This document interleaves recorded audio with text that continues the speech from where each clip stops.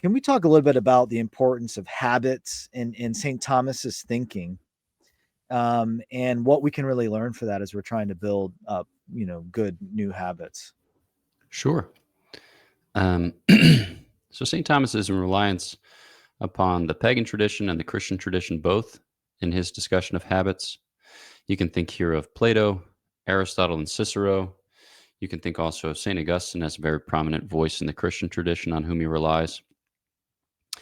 And in his estimation, a habit is a quality. So we're human beings. That's what we are as far as substance goes. But to our substance, we can add further accidents. Um, Quantity being an obvious one, we can get fatter or slimmer, taller or shorter. Or, for instance, like posture, we can sit, stand, kneel, lay down. So there are various changes that we undergo or various changes that we bring about in our lives. But then quality, he's got various things that fall under the category of quality. I don't know how important it is for folks to know those. For those who are interested, they include disposition, habit, power, and figure.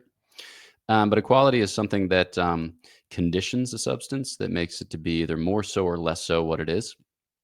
And in this case, we're talking about a particular kind of habit, which is a habit that kind of trains, educates, disciplines, perfects. You can use any number of words whereby to capture what's going on in our interior life, but it trains, educates, disciplines, perfects the exercise of one of our powers with respect to one of its objects. So you can think about the intellect, the will, and then what we call the sensitive appetite as capable or capacious enough to undergo something of this training or disciplining, and so they can operate better or worse. But on the one hand, it relies upon the individual to cultivate that habit, or it requires him to habituate himself in a particular kind of activity. And on the other hand, to ask God for growth. So to ask God to heal him and to elevate him such that he can operate more steadily and certainly for the good. So, good habits we just call virtues. And Mhm. folks will have already recognized that language there in the description that we give.